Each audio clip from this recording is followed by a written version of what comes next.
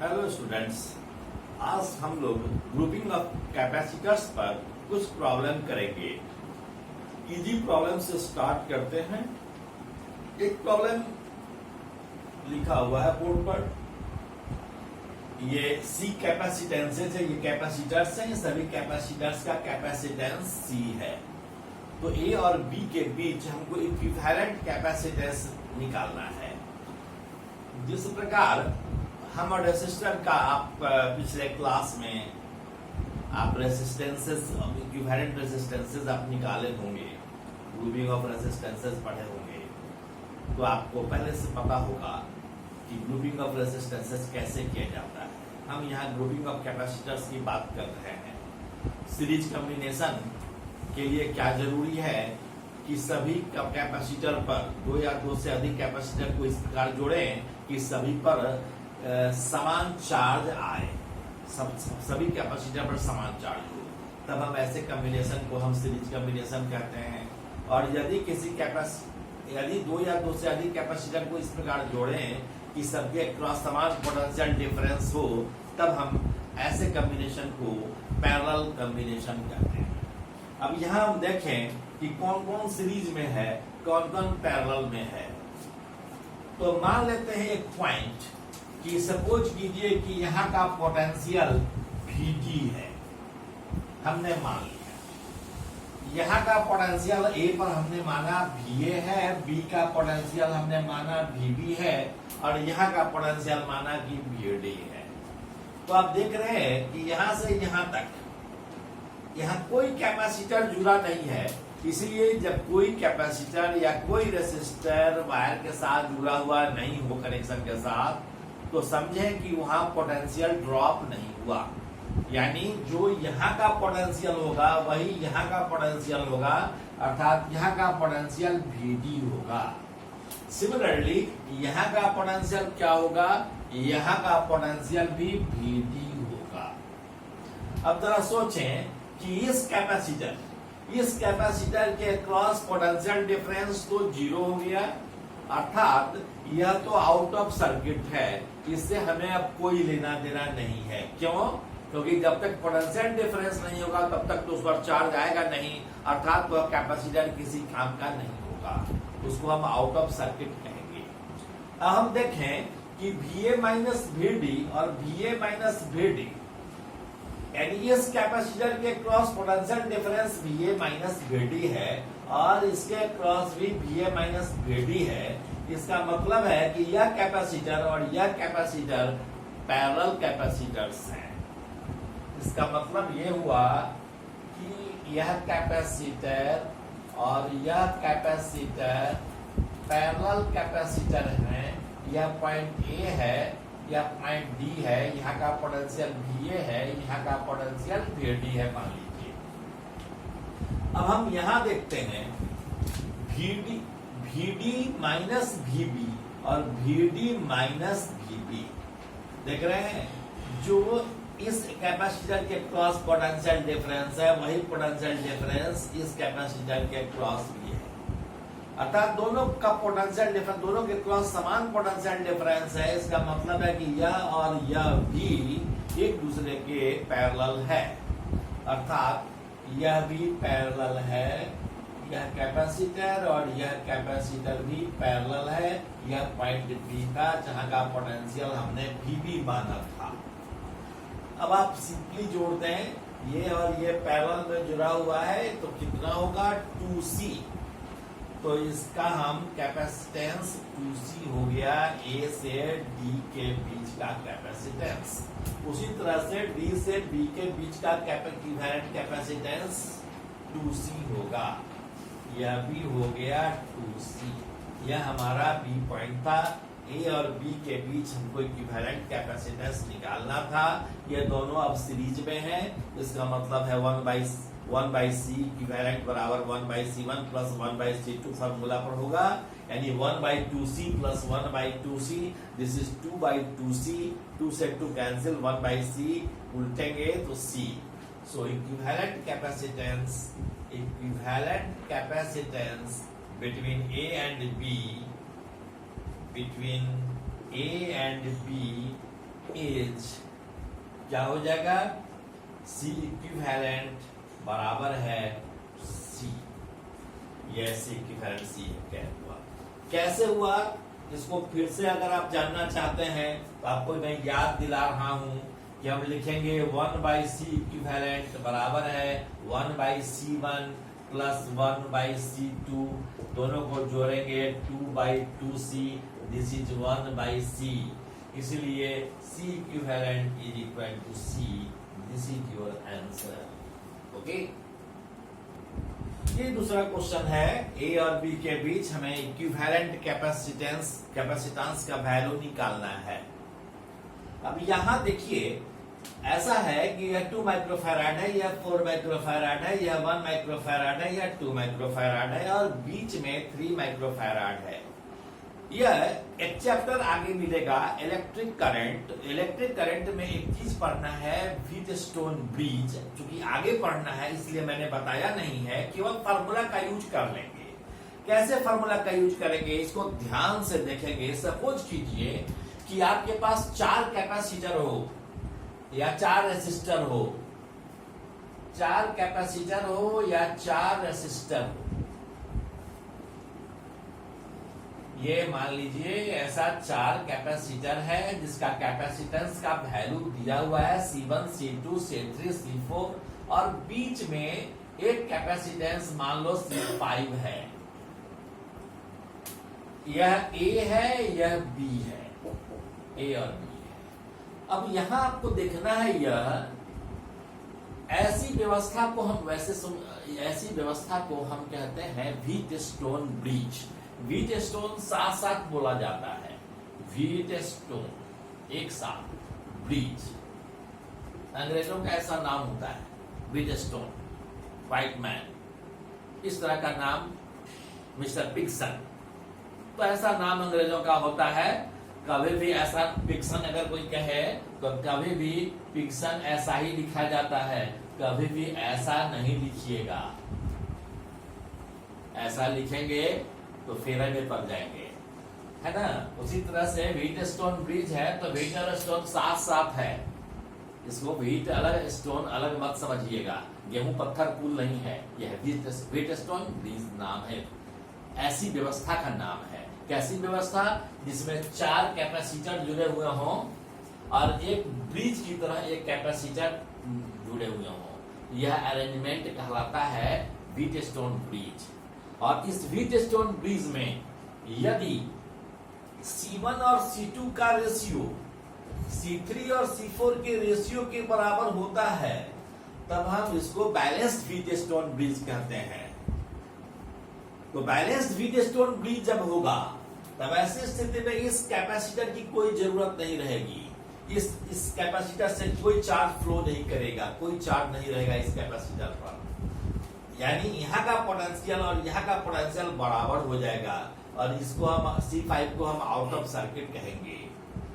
जब ऐसी व्यवस्था हो जाएगी, जब यह रहेगा ही नहीं, तब ऐसी स्थिति में C1 और C2 सीरीज में आ जाएगा और C3 और C4 भी सीरीज में आ जाएगा और दोनों को सीरीज में जोड़कर, इस दोनों को सीरीज में जोड़कर हम फिर पैरेलल में जोड़ देंगे, अगर बैलेंस्ड व्हीटस्टोन ब्रिज रहेगा तब, अर्थात C1 और C2 का रेशियो C3 और C4 के रेशियो के बराबर होना चाहिए।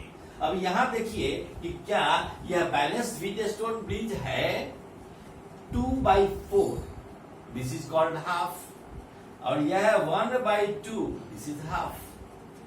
तो यहां C1 और C2 का रेशियो C3 और C4 के रेशियो के बराबर है, और जब C1 और C2 का रेशियो C3 और C4 के रेशियो के बराबर है तो इस 3 माइक्रोफैराड कैपेसिटर्स का की कोई जरूरत नहीं है, इससे होकर कोई चार्ज नहीं जा रहा है, इस पर कोई चार्ज नहीं है, अर्थात इसको अगर हम आउट ऑफ सर्किट कहें तो कोई दिक्कत नहीं है, हम आउट ऑफ सर्किट कहेंगे इसको। और इसलिए अब हम यहाँ इस व्यवस्था को हम क्या कर रहे हैं, यहाँ ब्रिज खत्म हो जाएगा और कैपेसिटर जैसे था, यह 2 माइक्रोफैराड का कैपेसिटर था, यह 2 माइक्रोफैराड का कैपेसिटर है, यह 4 माइक्रोफैराड का कैपेसिटर है, यह 1 माइक्रोफैराड का कैपेसिटर है और यह 2 माइक्रोफैराड का कैपेसिटर है। 2 और 4 सीरीज में है, 1 और 2 भी सीरीज में है, और दोनों सीरीज में जोड़ने के बाद पैरेलल में हम जोड़ देंगे। तो बता सकते हैं 2 और 4 को सीरीज में जोड़ेंगे तो क्या हो जाएगा, दिस इज, इसको हम लिख सकते हैं, यह हो जाएगा 2 into 4 divided by 2 into 4 divided by 2 plus 4. This is 8 by 6. This is 4 by 3. ये हो गया 4 by 3 माइक्रोफैराड, और ये भी हो गया कितना, 1 into 2 divided by 1 plus 2, 2 by 3 microfarad. यह हो गया, यह A था, यह B था। तो C इक्विवेलेंट बराबर क्या होगा, दोनों को हम जोड़ देंगे पैरेलल में, C1 प्लस C2 करते हैं पैरेलल में जोड़ने के लिए, 4/3 plus 2/3, this is 6/3। 6/3 means 2 microfarad. So your answer is 2 microfarad. अब देखिए इस क्वेश्चन में यह एक ऐसा अरेंजमेंट है, ए और बी के बीच हमें इक्विवेलेंट कैपेसिटेंस निकालना है। अब यह बताइए कि यह किस तरह का है, कैसे इसको हम जोड़ेंगे। मान लीजिए, सपोज क्या करते हैं कि इस पॉइंट को कुछ मान लेते हैं। सपोज कीजिए कि यह पॉइंट डी है और यह पॉइंट सी है, या सी है। यहाँ का पोटेंशियल हम VD लेते हैं और यहाँ का पोटेंशियल मान लो VC लेते हैं, ठीक है। और यहाँ देखिए यह पॉइंट सी हमने माना था। अब हम देखें जरा सा कि कैसे इसका क्या स्थिति है। इसको VA माइनस BC कर सकते हैं, इसको VA माइनस VD कर सकते हैं। अब देखिए हम दिखा रहे हैं, यह A है, यह C है। मान लीजिए इस पॉइंट को हमने C माना, यहाँ का पोटेंशियल BC है, और इस पॉइंट को हमने D माना था, यह पॉइंट D है। अब यहां देखिए B है, इस B, यह पॉइंट B है। B से यह जुड़ा हुआ है VC, यानी C जुड़ा हुआ है, यह कैपेसिटर यहाँ है, और यहां से एक कैपेसिटर D से जुड़ा हुआ है, यह कैपेसिटर D से जुड़ा हुआ है, यह D से जुड़ा हुआ है, और C और D के बीच में भी एक कैपेसिटर है जिसका कैपेसिटेंस C है। अब जरा सोचिए, यह भी C है, यह भी C है, यह भी C है, यह भी C है, तो C/C के बराबर है, C1/C2 बराबर C3/C4 के बराबर है, और यह एक ब्रिज है। तो इस ब्रिज की तो हमें कोई अब जरूरत नहीं है, क्योंकि यह बैलेंस्ड व्हीटस्टोन ब्रिज ही है। यह बैलेंस्ड व्हीटस्टोन ब्रिज है, तो हम कैसे इसका निकालेंगे, इसको हम हटा देंगे, रिमूव कर देंगे। अब यह हो गया सिंपली, यह A था, यह सिंपली हो गया C और C कैपेसिटेंस वाला हो गया। तो C और C को जोड़ेंगे सीरीज में, तो सीरीज में जोड़ेंगे तो क्या हो जाएगा, C/2 हो जाएगा। उसी तरह से ये और ये दोनों कैपेसिटर सीरीज में है, तो सीरीज में है तो क्या हो जाएगा, इक्विवेलेंट कैपेसिटेंस C/2 हो जाएगा। आप उसी फॉर्मूला को यूज कर रहे हैं, 1/C = 1/C1 + 1/C2। तो यह B हो गया। A और B के बीच इक्विवेलेंट कैपेसिटेंस निकालना है, तो ये दोनों पैरेलल में जुड़े हुए हैं, इसलिए C इक्विवेलेंट क्या हो जाएगा, यह बराबर हो जाएगा C/2 + C/2। So this is C, this is your answer. यह इस तरह से हम इक्विवेलेंट कैपेसिटेंस निकाल सकते हैं। तो इस तरह से हम प्रॉब्लम कर सकते हैं। नेक्स्ट डे हम और भी प्रॉब्लम करेंगे। Thank you very much. आइए एक और प्रॉब्लम करते हैं, वेरी इंटरेस्टिंग प्रॉब्लम है।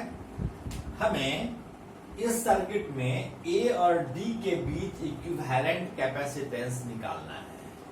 You have to find equivalent capacitance between A and D। अब इसके लिए हम क्या करेंगे, यह हम सिमेट्री के आधार पर इस प्रॉब्लम को करते हैं। कैसे सिमेट्री के आधार पर करते हैं, जरा सोचिए 1 मिनट के लिए कि यह मन ही मन एक लाइन की कल्पना कीजिए। इस लाइन के का बाया पार्ट और इस लाइन का दाया पार्ट एक दूसरे का मिरर इमेज लगता है वैल्यू के साथ। जितना वैल्यू कैपेसिटेंसेस का इधर है उतना ही वैल्यू इधर है, और बीच ही बीच अगर इसको समझिए कि ये क्या ट्रायंगुलर पेज है, इसको आप मोड़ देते हैं तो प्रत्येक कैपेसिटर एक दूसरे को ओवरलैप कर रहा है, अर्थात लेफ्ट पार्ट राइट पार्ट के सिमेट्रिकल है। जब सिमेट्री है तब इस प्रॉब्लम को करना आसान हो जाता है। देखने से यह कठिन लग रहा है लेकिन यह बनाना बहुत ही आसान है। कैसे करेंगे? सपोज कीजिए कि यहाँ का पोटेंशियल बी, यहाँ का इस पॉइंट का नाम हमने बी रखा, इस पॉइंट का नाम हमने सी रखा, तो यहाँ का पोटेंशियल और यहाँ का पोटेंशियल बराबर होगा।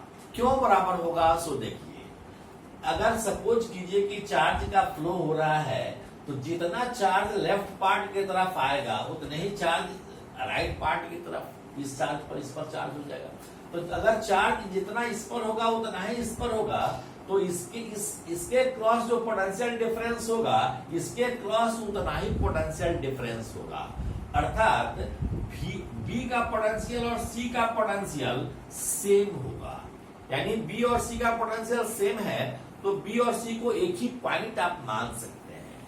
ऐसे सपोज कीजिए कि ए है और यह बी और सी यहाँ एक ही पॉइंट है कि पोटेंशियल पॉइंट है हमने माना, तो एक बार ए को हमने सी से जोड़ा है, एक बार सी से जोड़ा है और दूसरी बार हम एक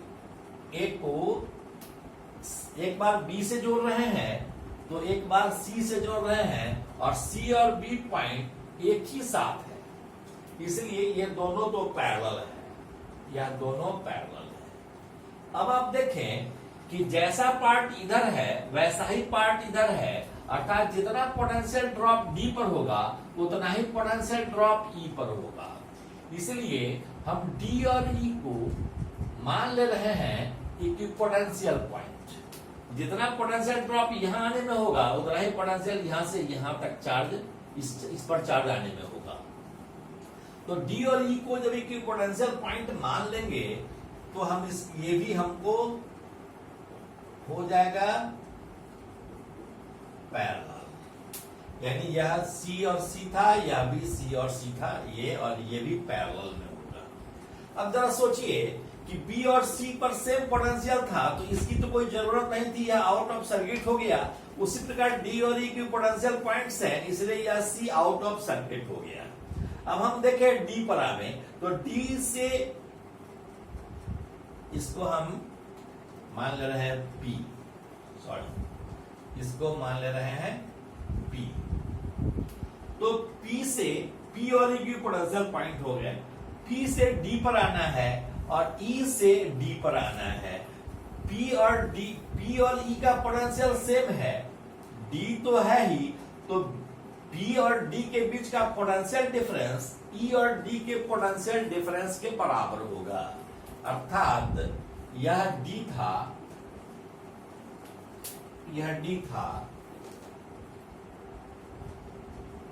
तो पी और डी के बीच का जो होगा कैपेसिटेंस पोटेंशियल डिफरेंस, वही पोटेंशियल डिफरेंस पी और डी के बीच होगा, ई और डी के बीच है। अर्थात यह भी पैरेलल है। और एक और चीज है कि ए और डी के बीच एक और कैपेसिटर सी जुड़ा हुआ है, इसलिए इसको भी हम जोड़ देंगे। ए और डी के बीच जुड़ा हुआ है, इसका कैपेसिटेंस सी है। अब देखें 2C 2C 2C, यह भी 2C हो गया, यह भी 2C हो गया, यह भी 2C हो गया, तो तीनों जो है सीरीज में हो गया। तो देखिए यह पॉइंट ए था, यह 2C है, यह भी 2C है और यह भी दोनों मिलकर 2C है। अब हम देखें यह डी पॉइंट था, ए और डी के बीच सी है, तो इससे हम एक और जोड़ दिए पैरेलल में।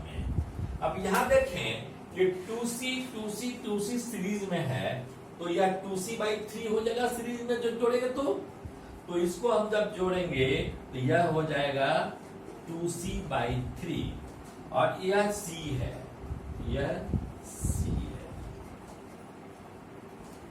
अब देखें यह ए पॉइंट था, यह डी पॉइंट था। अब इक्विवेलेंट कैपेसिटेंस क्या होगा? This is equal to 2c/3 plus c। So this is equal to 3c plus 2c, this is 5c। 5c/3 is your answer. ये मैंने प्रॉब्लम किया, हम लोग आगे भी कुछ प्रॉब्लम्स करते रहेंगे। आज बस इतना ही।